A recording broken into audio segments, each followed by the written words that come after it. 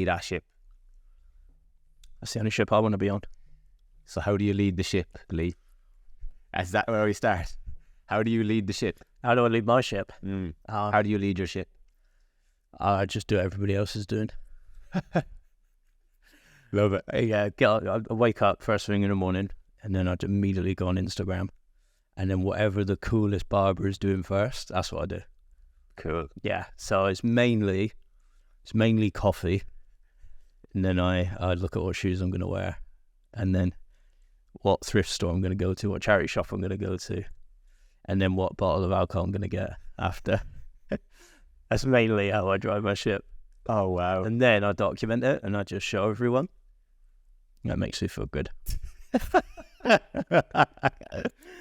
Do you want a seat on my ship? There's loads of seats. Loads Loads of seats. Just tons. But yeah, in seriousness. Yeah. Leadership. Yeah. In all seriousness, that the ship of leaders, it's a great topic, isn't it? And one that I think about all the time, and one that's always developing. You know, I think if I think of it like a ship, it's always developing. It's taken many, many years to decide how I'm going to lead that ship, if you will. Before we touch into that, one of the big kind of ideas that I've been swirling around in my head lately is using leadership as a tool versus embodying leadership.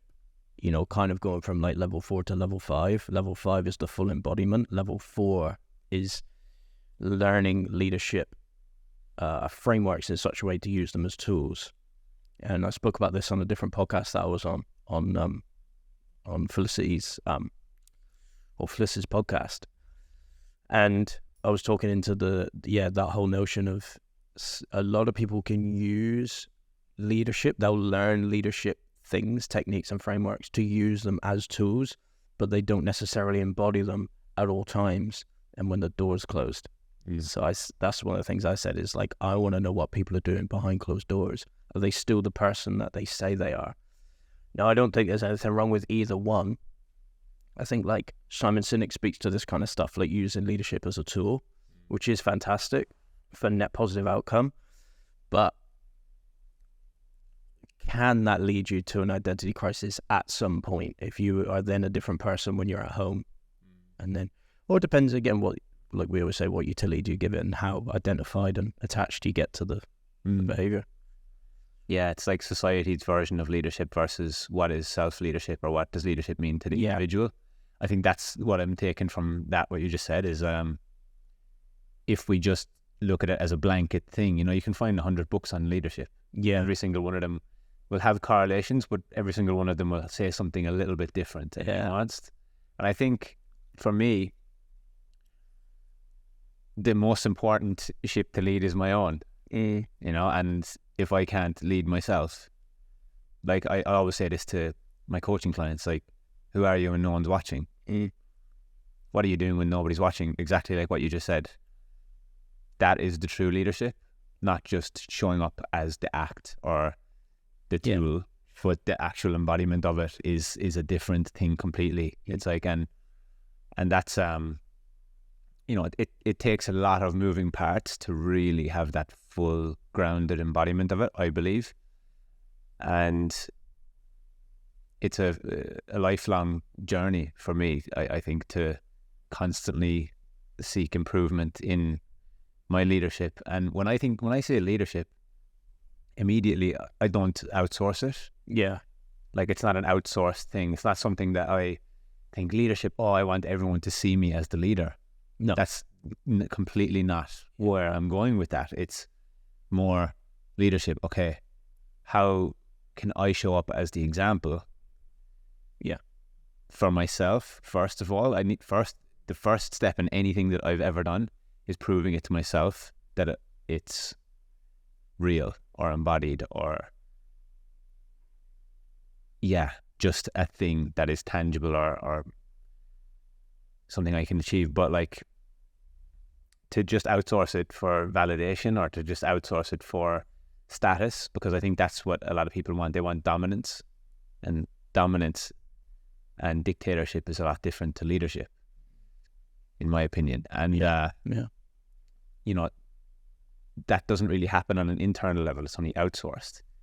Dominance and control, I guess there's a maybe certain level to it when it comes to like self-sabotage or stuff like that, but that's not how I want to show up to the world. Quite often when I think of leadership, it's like I bring the Lion King analogy into it. Like I think about, you know, Mufasa, Simba, and how that showed up in that dynamic, like the energetics of that movie and the hidden message behind it. When I think about leadership now, I'm thinking about leadership for my kids in the future. Like what kind of person would I want to be for them? And if I can show up in the world like that, that's like embodied leadership for me. I think it's such an important way to think about it. Like there's so much integrity in the embodiment of it. You know, integrity is essentially, do you do what you say you do, or you say you're going to do? And that's like the embodiment piece. And, you know, I think when you don't have kids, we don't have kids, but, and for the majority of people probably listen to this, probably don't have kids, you know, if you think of the age bracket and the types of people that we work with, but they might think, well, that's silly. Why do you care about what you're doing behind closed doors and then just using leadership as a tool in a social setting?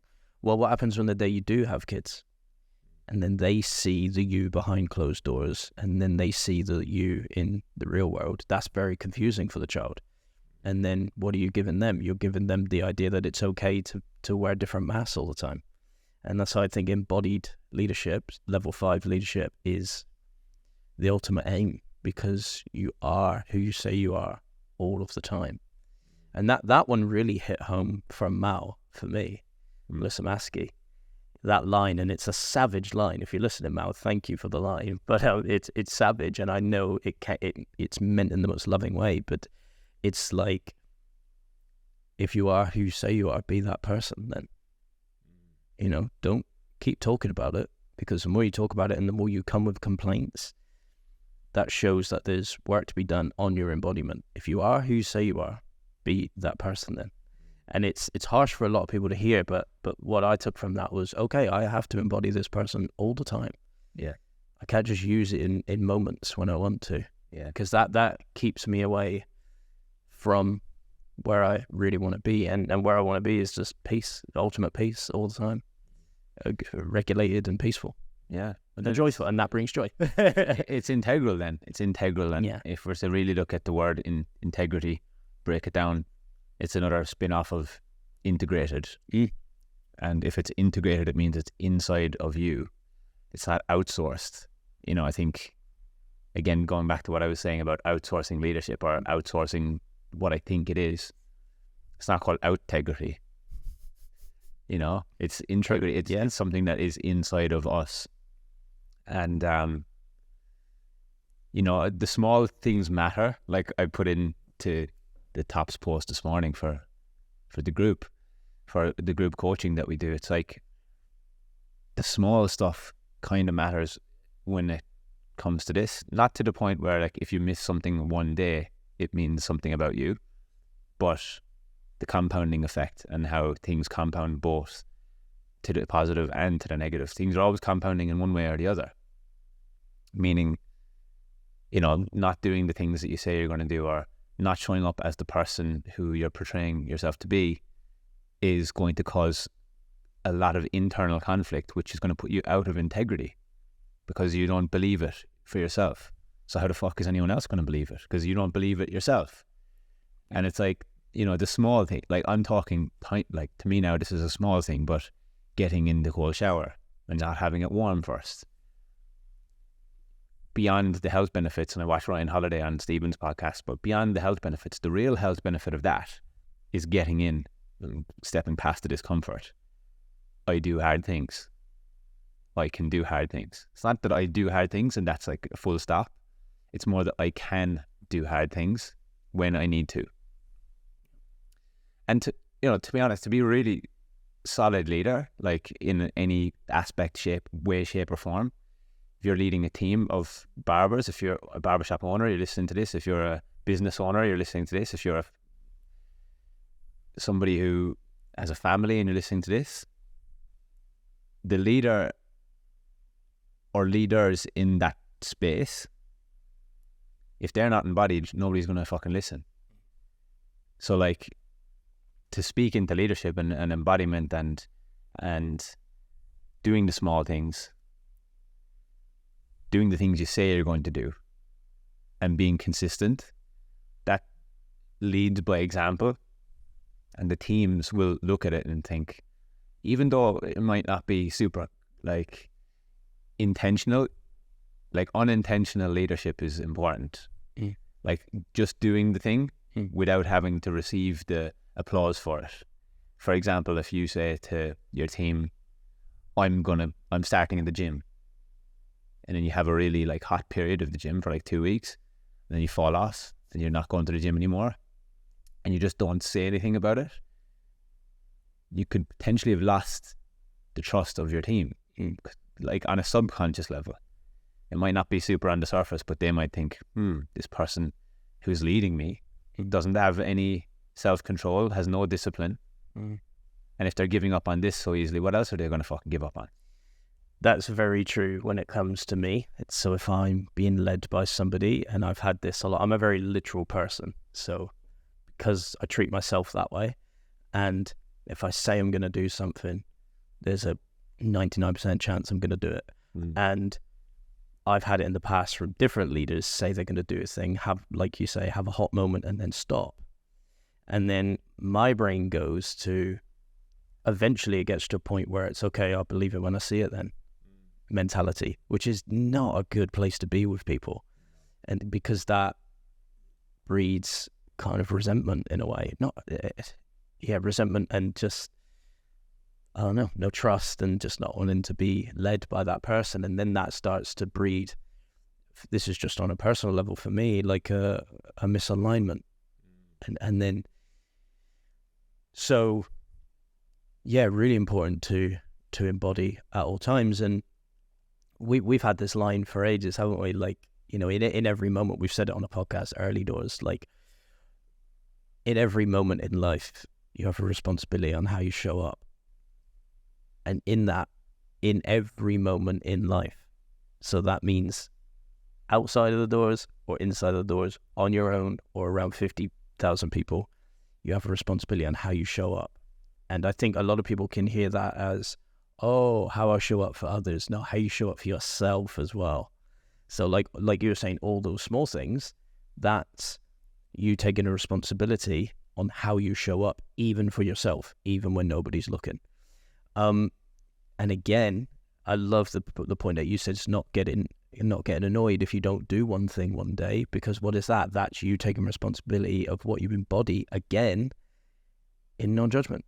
So not judging yourself. If you can not judge yourself behind closed doors for not doing the thing, you're going to be a million times better. And that doesn't mean you're lazy, and it doesn't mean apathy, and it doesn't mean something about you. It just means, okay, it didn't get done today. It's okay. It'll get done tomorrow. If I am who I say I am, it will come again. And the important part there is the pattern recognition and understanding that, oh, I can see it now. Because it would be entitled of us to think that, you know, we've built up 25, wherever you are on your journey, 25, 30, 40 years of patterns. And then to think that we're just going to turn into a Buddhist monk overnight is kind of entitled. So there still is times where I'll fault on my own leadership, but I'll recognize it and say, okay, I want that won't happen again. That's massive. I had a chat with one of my friends, Ryan, a few days ago about this, the awareness. So he's only like 23, 24, and his awareness is ridiculous. Like very heightened awareness for such a young guy, which is it's pleasant to be around, because, you know, you outside of you and I don't really meet anyone with that much awareness. So it's quite surprising to me, but it's also very pleasant. And so I'm like, I don't mind being in this person's, energy. But that's the thing, you know, embodying awareness as well. And that's hard, being consciously aware of yourself all the time is quite difficult, and a lot of people don't like to sit there because it can get quite uncomfortable and quite painful. Yeah, you know, what did Ram Dass say? You know, I am loving awareness. You know, I am. The way I translate that is I am consciously aware all the time of myself in a space of non-judgment and love. If you can get to that point, that turns a lot of things in life into a really beautiful lesson. A lot of beautiful lessons can come from just having that love and awareness about yourself, which is not easy when you first start doing that. When you first start doing that, I remember years ago when I first started doing that, it was doom and gloom. It's like, oh, I don't like that bit about myself. I don't like that. And it was just a constant. That was a constant. And it can get a bit painful. And that's the line right there. The line people can revert back to their distractions and their stress relief patterns, or they can just keep going, trusting that it is gonna get better. And what does that come down to? Maybe, like you've been talking about a lot lately, proximity, who you listen to, who are your leaders, who do you look up to, you know, because I just had a really strong sense of who I didn't want to be around and who I didn't want to listen to. My filter was always, do I like this person's life? Do I like the way they live? Do I like their energy? Are they happy? Are they joyous? Are they healthy? And a lot of people I am around still today, it's not like that. So, and then in that moment, what do you have to do? It's finding people you can feel your proximity with, and they might not be live people in your circle. And we had this conversation last night, didn't we, about making your circle smaller. Sometimes that means you do have to cut people out of your circle, and it might just be you and one other person left in the physical form. But what can you do to replace it? There's great books, there's great podcasts, there's great YouTubers, there's great people. If you can feel your proximity, because your proximity is not always just the people you're with, it's what you listen to and what you read as well, what you listen, what you watch. So I think that's how I got around it, was filling my proximity with as much guiding light as possible, as much, guiding light and North Star, positive North Star as I could. And that literally dragged me through it. Like, we talk about getting pulled and dragged, like, it's huge. Yeah. So there's ways around it. It's just how strong is your willpower, I think. How much pain are you willing, how much discomfort, I'm not going to say pain, discomfort can you endure early days? Yeah. Yeah. I think to know better, we have to see better first.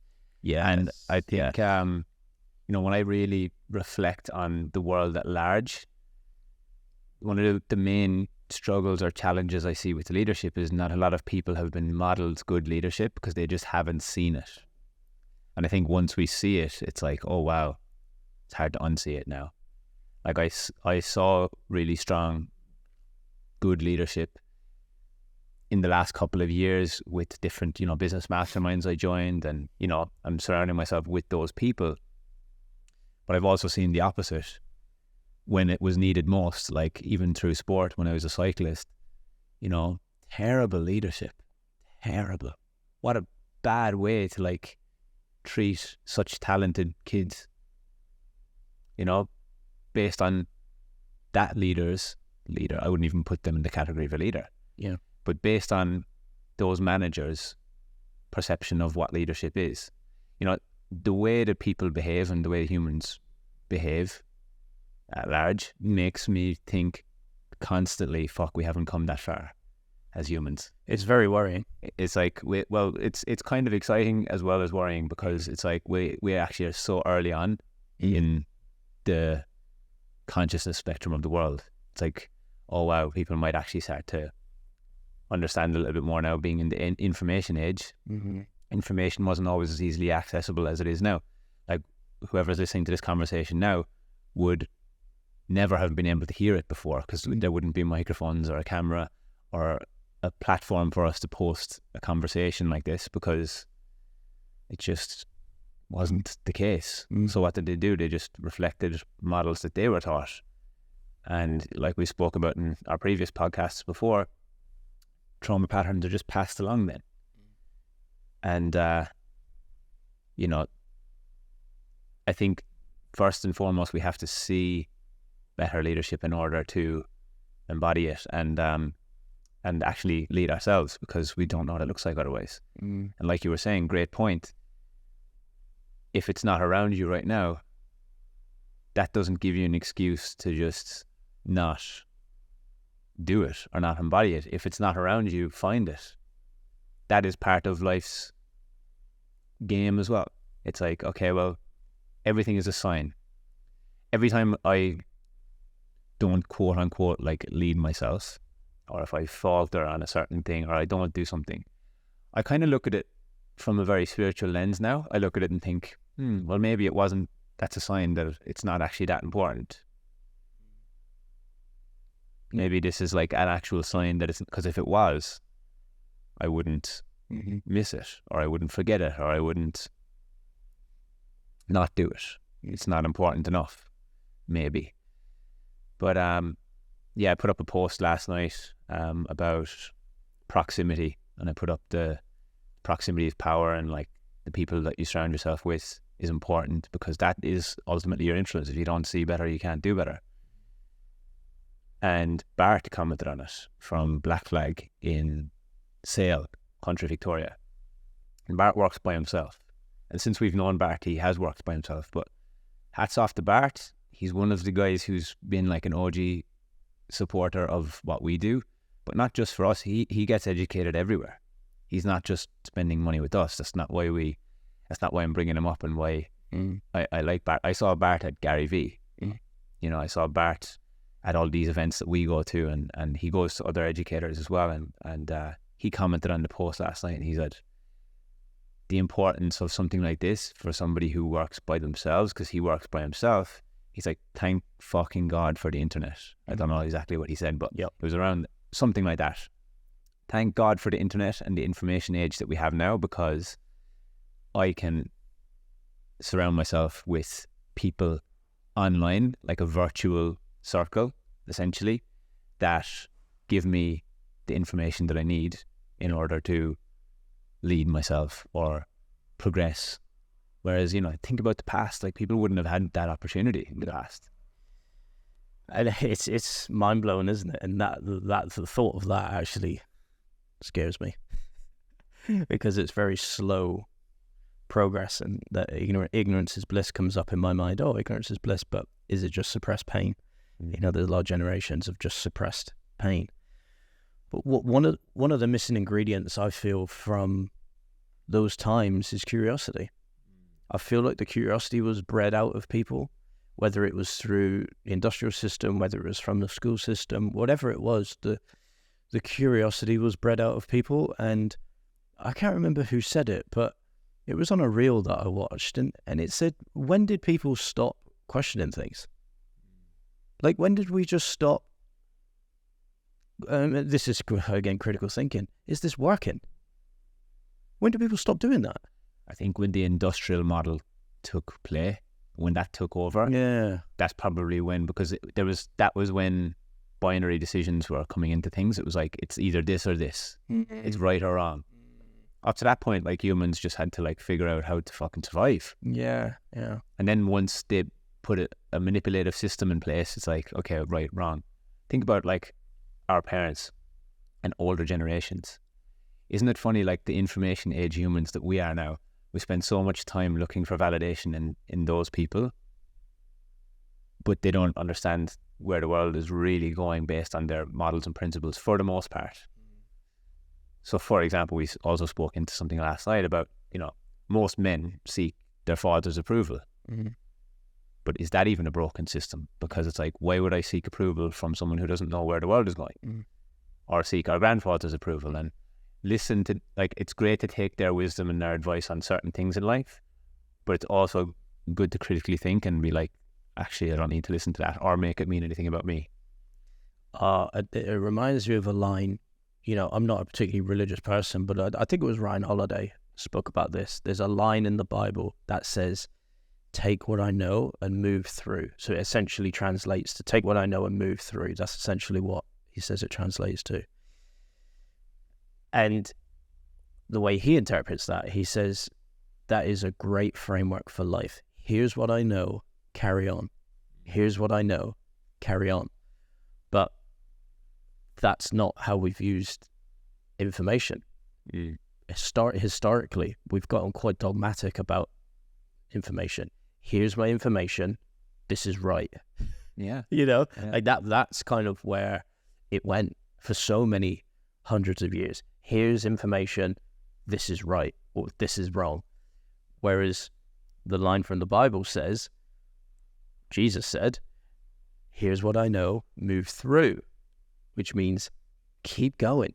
Yeah. Because what's one of the keys to a successful life? Well, Tony Robbins says growth. Where there's no growth, there's a lack of fulfillment.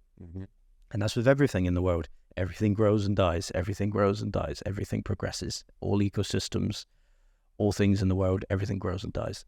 And yeah, maybe that we stopped growing for a lack of curiosity. Yeah, it's very interesting. I feel like there was almost like a lull there at one point, after the industrial model really kind of took play.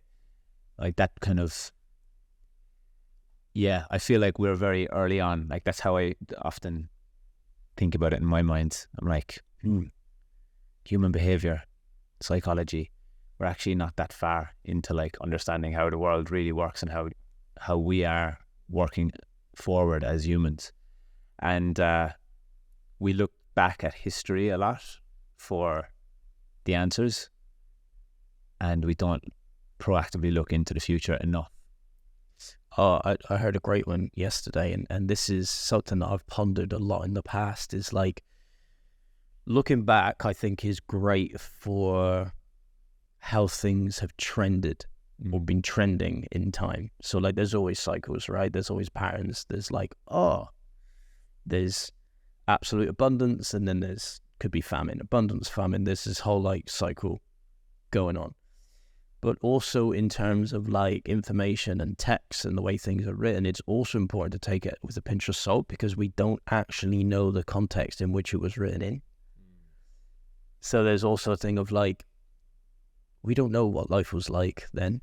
We don't know the nuances of how people were, what they were doing, what was going on, what the energetics between relationships and men and women and family dynamics and friendships. Like, we don't know. We weren't there. So that's something really important, is to take that, yes, look back for patterns, a certain wisdom, but then how can we then adapt it to a future world? Because that's equally important. Like there's so many people that say, living like a monk, a Buddhist monk from 5,000 years ago doesn't work today or in the future. And I agree in a sense. I love the wisdom that they have, and there's a part of me that would love to be a monk. But how is that going to function for me in the modern world? Not very well. Doesn't mean it can't be done. It's like, is it the most, is it the best way or the most preferential way we can do it? I'm not sure. Or most effective way. I'm not sure. Can we bring the essence of it to our lives and build an even more interesting future? Yeah. And new results means new behavior. And just modeling things off of older ideas can sometimes be the biggest failure that people have. Is just going off of old ideas only. Old ideas expired yesterday. What happened yesterday is not always going to work tomorrow. And I think to not even think about that is setting oneself up for certain misery or failure. Because, and I'm very cautious these days at labeling things. There's not much, I think when something is labeled as wrong, there's not much curiosity in that. We've spoken into this and we speak about this quite often. The only thing that's wrong is to not think about something new. And I've heard Stoics, I've heard Ryan Holiday, people like that speak about different things. I've heard the Stoics speak into and say certain things are wrong. And I'm like, that's interesting. Let me question that language. But ultimately, I think the only thing that's wrong in that is the lack of openness to something else and something new existing. Because, what is one of the main human needs? If you're looking at Maslow's hierarchy of human needs, security, safety is like right up there with the highest needs of survival. So people tend to cling on to old ideas because they've worked up to now. And the uncertainty of a new idea is often what can lead to disruption on an internal level. And I think that's, I heard Kerwin say it, I've heard loads of people say it, but like even leadership is the easiest thing in the world on a, sunny day with no wind or the wind behind you. It's very easy to lead then when you've had a good night's sleep and you've done all the things and you're feeling amazing. But what about when shit hits the fan? That's when the real true leaders come to the fore. And I think a massive part of leadership, to kind of tie it into the topic that we spoke about earlier, is having openness and curiosity to things changing and to the old ideas of yesterday being wrong today. It doesn't mean they're wrong full stop. It just might mean they're wrong today. Mm-hmm. And there's so many things whizzing through my brain right now, but I love what I do this with myself all the time, trying to dig down. Is that what is right and wrong? Like it definitively right and wrong. There's not much, in my opinion, that is definitively right and definitively wrong.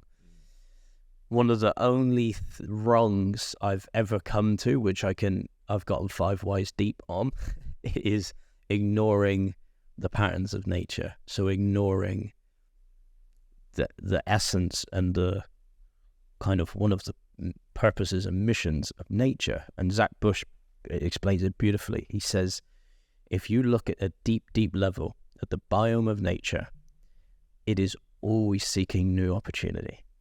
Nature is always, he said, at any given moment, there is always new formulations, new combinations of cells and this and that all coming together to constantly find new opportunity to survive. Always. You say that is the essence of nature. It's constantly searching for new opportunity. So what's that in another word? Growth. Mm. It's looking for new ways to grow. And that's why this kind of forward motion, I use forward motion for lack of a better word, sometimes we're going sideways, but this forward motion and this growth is an essential part of nature. And to ignore that is one of the only wrongs I've ever come across that I can definitively say, because who knows better than we do than the universe and nature? That basically is the guiding principles of this. So that leads into so many things of where we're going and what it means to even be here. Is yes, we need to consistently challenge and look for new opportunities and be okay with getting rid of the things, because if we look to nature again, not everything works. Not everything's ideal. Sometimes it does do itself a disaster. And it's like, oh, that one didn't work. But it's okay with it. Nature's not judging itself. I heard a great... Course corrects. It just course corrects. And it allows itself to be changed. We can learn so much from looking at nature. Everybody's talking about global warming and this and all sorts of stuff that's going on with the climate. But there's also another train of thought of the world is allowing itself to be changed without judgment. And imagine if we could just keep moving forward or growing, looking for new opportunities to grow in a place of non-judgment. It keeps coming back to this place of non-judgment. Why? Because nature doesn't judge. It just looks for new opportunity. If it doesn't work, it doesn't work. It just gets rid of it. It dies off. It's gone. And a new day comes and we go again, we go again, and we go again. Nature is the ultimate leadership, embodiment of leadership. Yeah. It's like, I'm not going to judge you for what you did. We'll keep going. Another day comes. It's okay. And the forward motion happens whether we like it or not. Whether we like it or not. It's happening regardless. Yeah. Yeah. And I think it's just so beautiful. And back to your point of like leadership for now, we've spoken about this before in a podcast, and I love looking at leadership in this frame. Is like, being open to the fact that leadership will change as well, because to our point of looking backwards, we don't know the context and the nuance of the time. The leadership needed then is different to the leadership needed now. Now, there's some base rules around humans. The survival complex that we have will always be there.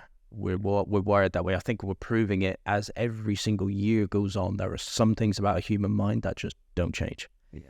Our survival complex is always there. Good luck trying to change it. And that's what I think makes our life and understanding are so complex right now, because we're out of a survival state. But the context of our survival and our leadership does change, because how we are now isn't how we were 100 years ago, and how we are going to be in 100 years isn't how we are now. And that's where I think looking to nature for some of the answers there is fantastic, because nature leads without judgment. Yeah. And that is the ultimate embodiment of stage 5 leadership. Nature is how it is all the time. Yeah. And it doesn't stop giving in those times. Like, what are we doing to the earth right now? We are like, in some people's opinion, we're destroying the place. Now, depends what school of thought you're coming from. But if that's true, is the earth stopping giving? No. Still gives us water, still gives us oxygen, still gives us food, still gives us sunlight. Like, still giving. It's adapting. It's adapting. I think, being adaptable is a massive part of leadership. And like, if we're to look at nature as a model, it adapts. It gives the world exactly what it needs. Looking at the weather, it rains for a reason. It does everything for a reason. It all has a purpose. And I think, what's going on right now, if I take the hair industry as an example, people are looking for apprentices. People are looking for young people to join the industry because nobody's coming in, or the influx isn't as big as it was once upon a time. And maybe there needs to be more curiosity and more listening, more watching, and more future proactive thought about where is this all going. It's based mostly off old models. I'll add to that as well, like something that you just said, just being open to letting some things go. Yeah. Like nature. Okay, we've looked for new opportunity to grow. Okay, the apprenticeship model worked for a long time, and I was a big proponent for the apprenticeship model. I was an apprentice. I did it myself. Fantastic. But at a certain point, we need to get curious and keep asking ourselves, is this still the best thing? And we speak about this all the time in our coaching spaces. I think this is one of the top 10 skills you can hone as a business owner, or just anybody, is ask yourself on a daily basis, is this still the thing? Is this still working? Is this still the most efficient thing I can be doing? And maybe that's critical thinking. That is such a skill. To ask yourself, to ask your business, to ask your team, to look around you, your environment, is this still working? And again, that takes a level of humility and curiosity. So, hair industry, do we need to ask? And I think we do need to ask, is this still going to be the best thing in this bracket of time, in this moment in time we are in? Is this the highest level and the best level of leadership we can show right now via the apprenticeship model? Now, when you frame it like that, maybe not. No, and are we trying to force certain things? 100% we are. No, we got to get inside the mind of the young kids these days, get to understand them a little bit more, get to know what it is that they actually want moving forward, because that, whether we like it or not, they are our future, and they're going to be the next generation. So whether we like it or not, we can resist it all we want. We can talk about it all we want. I'll never come on this podcast and say that the TikTok barbers are doing it wrong, because I think if we don't listen to that soon enough, the barbershop model will be going down the toilet. Because right now, what young kid wouldn't want to be Henry Huang? Charging 175 plus per haircut, going up towards the $200 mark, cutting out of a spare room in his house. Yeah. And Henry would be a great person to get on the podcast. I think it would be great to have a chat with him, see where his mind's at, because those are the conversations that need to be listened to, not the conversations necessarily from, not to say that these conversations are a bad thing, but there needs to be duality. there's a lack of duality by just speaking to the old heads of the industry, to people who've been in it for 40, 50 years. There's a lack of duality to not have the young ones in the room during those conversations. Because, like I said, whether we like it or not, they are the future of whatever this is going to turn out to be. Right now, it's not looking great. No, it's not looking great for business owners the current way that they're doing it. So I think to really deep that and to speak into that, there needs to be an openness to change, and there needs to be a connection to a higher purpose, and that takes a level of leadership. And one big trait that I see in really solid leaders is humility. And what stops humility coming up? Security, safety, fear, and what's in you doing all of that? The ego. Yeah, the ego's the main driver. Yeah, what's it trying to do? Keep you safe, secure, yeah, and right about yourself. Absolutely. And that's not to say that, you know, I think the ego these days is like such a big trigger word. I think, you know, whoever's listening to this, we're not trying to label anybody who has an ego. We all have an ego. It's just sometimes it expresses itself in healthy and unhealthy ways, with ultimately a good intention to keep us safe in whatever way that looks like for you, based on the intricacies of whatever trauma you've experienced. And that's kind of what it is. So yeah, I just think, you know, having the ability to like see both sides, to experience duality, to be okay with polarity as well, you know, opposites can coexist, but ultimately coming together to have a more productive and proactive conversation around where is this all going.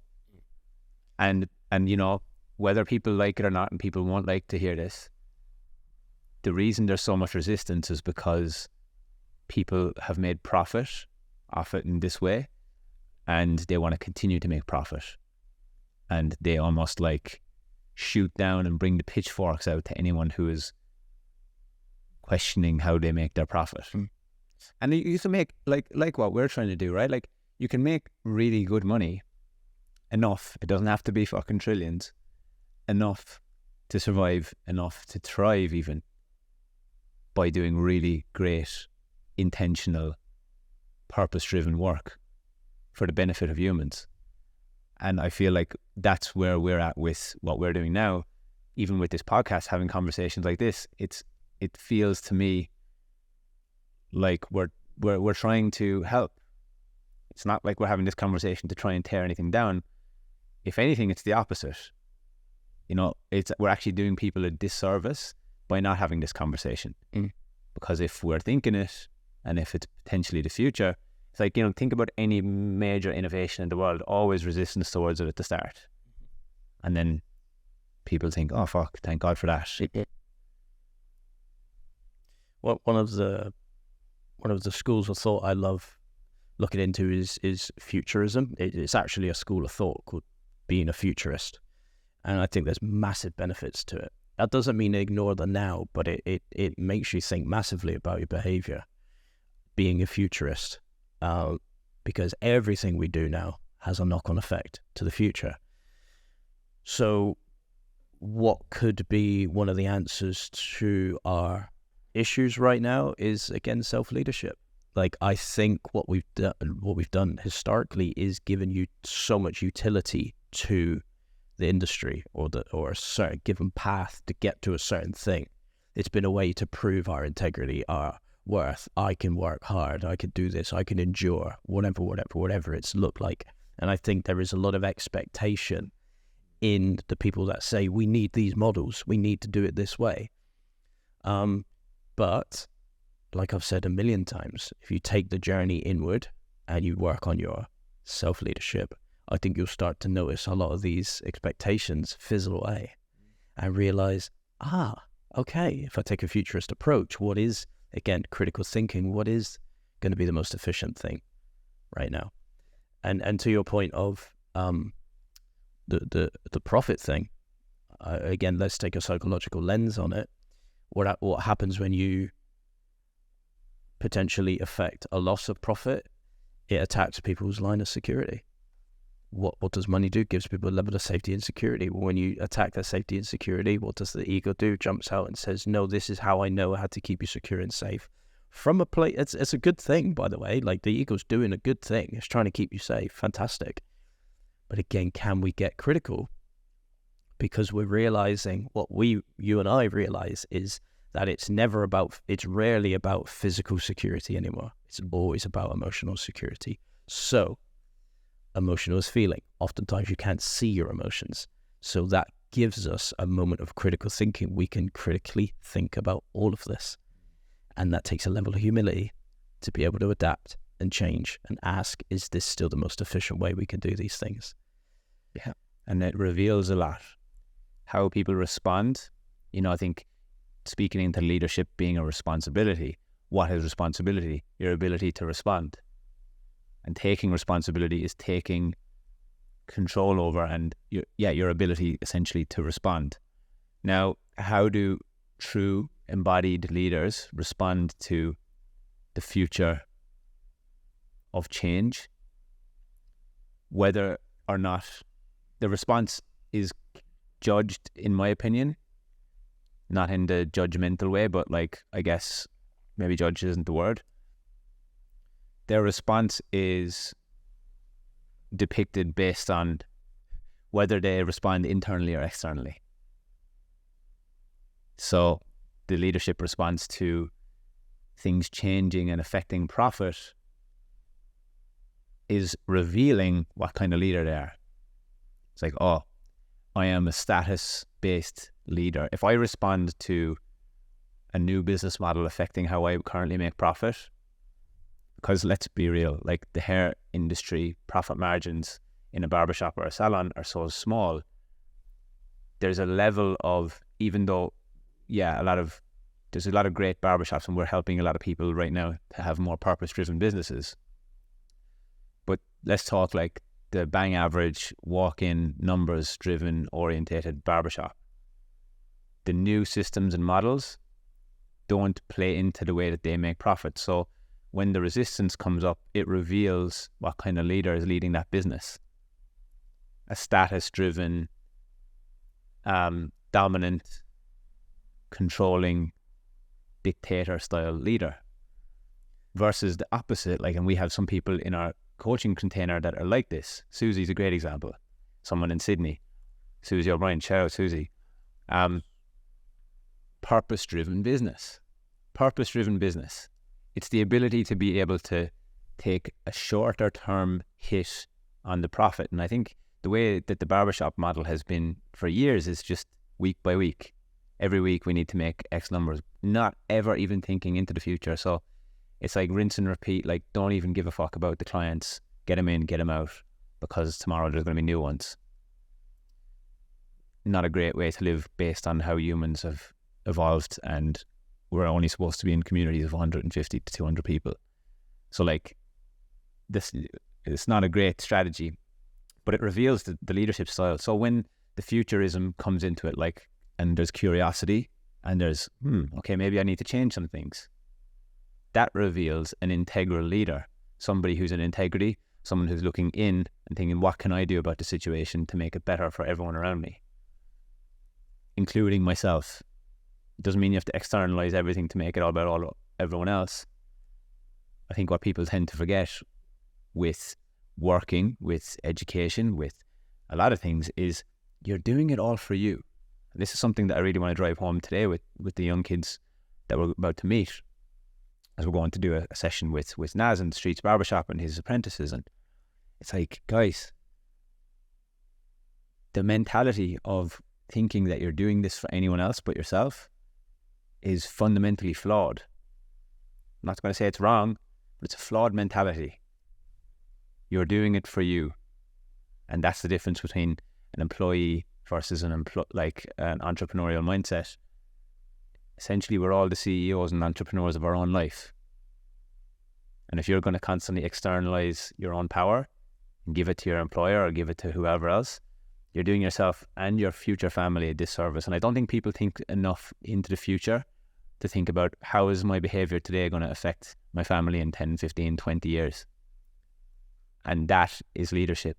How are you setting yourself up for, everyone talks about passive income. Passive income in the last 10 years has become this trending thing where everyone wants passive income. I tell you what, there's not much fucking passive income out there without putting work in first. Mm-hmm. A lot of work. It doesn't happen. Because you might get it passively for 1 month, 2 months. We've seen this recently with, look at all of the e-commerce phases that have gone through in the world. Crypto. That fucking conversation has stopped, hasn't it? Nobody's talking about that right now. NFTs, crypto, where's that gone? Why? They haven't set themselves up for longevity. And that's what we try to help our clients with, is to have purpose-driven businesses that people want to work for. We help them build their brand so that it becomes undeniable. People go there for more than the profit. And if you can make profit in the meantime, which they do, which all of our clients and people that we work with do, they make more money and they get more time back, whilst also doing something that's good for them, their families, and their teams. I love where we're at with it right now. Like, one of the things that I'll add to that is it just keeps coming up in my mind. Critical thinking, always asking, is this still the best thing I could be doing? Like, I think about all the great entrepreneurs that we listen to. Imagine you go on Shark Tank, right? None of those people have got there because they use the same business model they did when they first started. They don't. If you ask any of those guys, so do you still do the same thing you did 30 years ago? They'll be like, hell no. Because they probably get together. I would say it's probably on a quarterly basis now. The rate things move, and they probably ask themselves, beyond that to monthly. It might even be monthly. Like, think of the Stephen Bartlett's of the world. He's probably looking at things weekly. Yeah. And thinking, is this still the best thing I can be doing this week? Because, guys, like, I mean this with the utmost love, but it just takes reading a goddamn book. Like, read a business book. Read something on the framework, the systems, and the psychology behind business. Okay, business is a made-up thing, okay? But it does drive most of human life, where we get our money from. Fantastic. So if you can remove your identity and emotion from business, this is one of the best things I've ever read, and one of the things I implement the most is just removing your identity and emotion from business. Once you can do that, you can see it for what it is. It's a machine and a system. Okay, so every day, if you can keep asking yourself, is this still the best way to make the machine run? Fantastic. So holding on to an old model, like a walk-in barbershop model or numbers-driven, whatever on earth the model is, the moment it stops working, it takes a little bit of awareness to go, okay, is today the day I need to change it? That's it. That's literally all you need to do. And we're not saying to stop doing what you're doing right now. Like, no. That's the other side of it. It's like, it doesn't mean that you need to stop doing what you're doing right now, because that obviously serves you and serves your family and serves your team. It's just, okay, how can I future-proof myself? How can we look into the future and start to generate some new ideas and start to implement the changes slowly and sustainably? Yep. And, like, again, going past the sustenance, setting yourself up for longevity. Yep. That's where the true freedom really comes from, is, and look, it's fun too. It's fun as well. Like, having the ability to, like, look at things and be like, well, that's not working anymore. And we're in such a fast-paced world right now. Yeah. It's only going to continue to get quicker and quicker and faster. That's why I think it's important for the leaders in whatever space that we're in to get really curious about what is going to be best for the future, and to be having those conversations on a regular basis. Luckily enough for me, what I get to do now with my life, and same thing for you, right? Like, is we get to speak to these people on a weekly basis, help them with their purpose-driven businesses, but it allows us to open our minds up to help them discover new ways. Yep. And how do we do it? We get educated ourselves. And I think, a lot of the time with education, you'll hear all the old heads saying it as well. Education is the way, like, it's everything. And yeah, I agree. But what is the intention behind that statement? For the most part, it's a profit-driven intention, and are you embodying and doing the things that you say you're going to do? If your leader is telling you to do all these things and they're not doing it themselves, massive red flag. Huge. Are you implementing? That's the Huge red flag. It's like if your mentor or coach doesn't have a mentor or coach, red flag. major red flag. You know, it's like going to a PT that doesn't work out. Like, it doesn't make sense to me personally. That doesn't make any sense. So I think, the future of anything requires questioning. Like, last week we completely flipped everything I said. Last week we had a conversation with someone, saw a different way, took our own advice. And without really having much of a conversation on it, without really deeping it, we just said, all right, well, that's the way forward now. And I was going to add that, like, I think we're some of the fastest implementers out there. And there's a couple of, I think there's a couple of different forms of implementation. Some people change out of fear.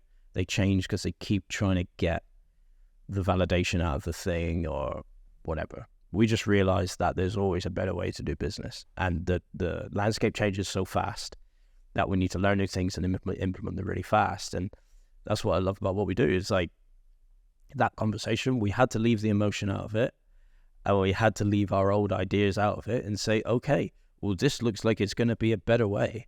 And again, not having the fear to try. We just try it. It's very calculated. It's also calculated. Just try it. Date the idea. Try it. If it doesn't work, okay. Critic something else that works, and we can just go back to that. It's not like a big deal. And I was thinking about this today with the young kids that we're about to speak to. And when I was reflecting last night about my career and like up to this point, like what has kind of worked for me to get to where I'm at. One of the things is having that mentality of I'm doing this work for me and I don't care necessarily about money. My focus for a lot of time, and what's going to continue to make us more money and make me more money, is focusing on just getting good at the thing. All I was focusing on was getting good at the thing and documenting it. Getting good at the thing and creating content around it. Because when I was documenting it and when I was creating content around it and when I was doing all of these other things, it was making me better at the thing because I was re-solidifying what I'd just learned. So, you know, we're our own best educator. And that's the real self-leadership. You know, up to the last couple of days, I even invested in a new coach to get a new perspective, to go on a 12-week program with a new coach. Do I need to do that? No. Not really. But I do to meet the needs of my future self. And that's practicing what it is that I preach. You know, giving the energy out into the world that I want to experience myself. But also, like when I was thinking about what are we going to talk to these young kids about that have just started out. And, you know, I think it's important not to focus purely on money because that comes. Like I was thinking about this yesterday driving here. Like if I had looked back 4 or 5 years ago and I said to myself, you'd be making X amount per month, like you'd be making what you're making per month, which is, you know, half of what I normally would make even in a year before, I'd be like, wow. And now that I'm here, it's still almost like, doesn't feel like enough. Like there's more. There's more potential there. Yeah. But it's not getting caught up in the game of just chasing the money. It's remembering and connecting back to what got me here. Just getting good at the thing. Yeah. Getting good at the thing. Focusing on being good at the thing. Yeah. Maintaining the thing. One of the pieces and that's fantastic self-leadership is like, you know, you have discipline. You do what you say you're going to do. You have integrity. And you have an appreciation for doing things to a level of excellence. So one of the things I look at there is like someone could have a question of, well, how do I set that for myself? How do I stay on track? And I think one of the things that's worked massively for us is setting a standard. How do we set our standard? Through our values. If people don't know what they value, and it's the same for us. If we didn't know what we valued, it would be a shit show. We wouldn't really be going in the direction that we're going in. Even more so, we wouldn't really be going in a similar direction. I feel like our direction just goes like this. One week I might be over here, but we come back again, and one week you might be there, and we come back again. Our path goes together in a really cool way, because we know what we value and we know our standards for ourselves. And these standards aren't some like superficial bullshit social metric. Like, what do we have our standards for ourselves? The only way we can know our standards is through our values, and not just what we value. This is where people get confused. Not what do you value? What are your values? They're different things. Because what you value, I value just nice, clean drinking water. Big up pure AU water, fantastic. It's the only stuff I'll drink. But what's the value behind that? Is I value health. Yeah. So I value clean drinking water, but one of my values is that sits in the value of I value my health. And so a great example of that is I value money, but behind that value is the values system of freedom. There you go. Is what it does. Yeah. The utility it gives. And exactly. Yeah. So for anybody watching or listening, thinking, well, how can I do that for myself? Take some time. Take a moment over the next week to sit down and write down 10 things that you value, and then 10 more things of where does that fit in my values. And then you have a framework for your self-leadership. So every day, like you and I, we both do it. If there's a day we don't want to work out, or don't want to do the breath work, or don't want to do the cold shower, I don't even need to look at our values anymore. But if we ever do, you look at the list of values and look at it and think, I value health. Yep. That's what I said I believe. And that's what I'm going to do. And that's it. That's as simple as it is. And that just keeps you on track to self-leadership. And if you can embody that, your own value system, man, you're in for a good life. And it brings joy, it brings fulfillment, it brings happiness. It's a noble way to live. You put positivity into the world like no tomorrow. And guess what? And the energetics of that's reciprocal. You get it right back. And what's actually hilarious, and a nice way to wrap up today's podcast, is I spoke to Sean, our videographer, our long-term videographer, yesterday, about like the direction in which we're going with life, with business. I said, Sean, if it was about the money, if it was purely about the money and I didn't have a value system, I would be making shit tons of money from cutting hair right now. Because I could be doing 50 clients a week at $150 a haircut. I could be making 5 to 7 grand a week. We said this last night. We were having this conversation. I could throw my whole moral system out the window and be raw in the system completely. Yeah. Like, fuck all these 6-figure barbers thinking they're doing well, doing $175 haircuts. Watch out. If we were back full time on the content game, raw in the system, it's game over. But it doesn't. But that's not what it's about for me.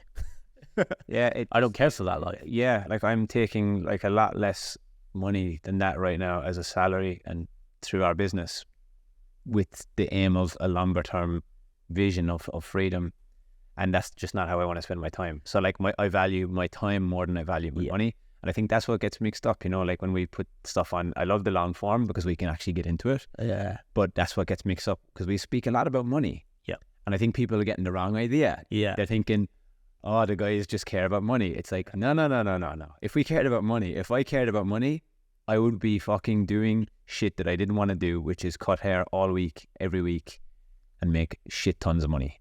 Yep. And be really sad at the end of the week. But I wouldn't know what, that doesn't fulfill me. No. It's not how I can make the most impact in the world. And that's fucking leadership. The ability to be able to turn shit away and say no. And like one of the posts I shared last night in my story, don't confuse this with suffering. Most people think, well, if you don't do that, you must be suffering. No. Actually stripping back and being the man who's happy with less has made me so joyful and feel so fulfilled. I have so much time to think, focus on my health, actually adhere to my list of values, and bring the standard up even higher in my life, like really push my standards in life. Make impacts in the world, and as a natural byproduct, make money from it as well. And that feels good. Again, it's not about how much money you make, it's about how you make your money. Yeah. And if I can make my money through virtue, beautiful. I want to do more of that. Well, let's go do it. Let's go do it. That's what we're doing today. Exactly. So if you enjoyed today's episode, please leave us a comment below. Let us know what your views are on leadership. Don't even leave us a comment below. Write to us if you want. We're very open to have many conversations. But yeah, like the episode, share it with a friend who might need to hear some of what we spoke about today. And if you are a leader listening to this, start by leading yourself in a better way, or surround yourself with people who can help. Any last words, Leigh? Aho. Aho. Stay unlimited, guys. Stay unlimited.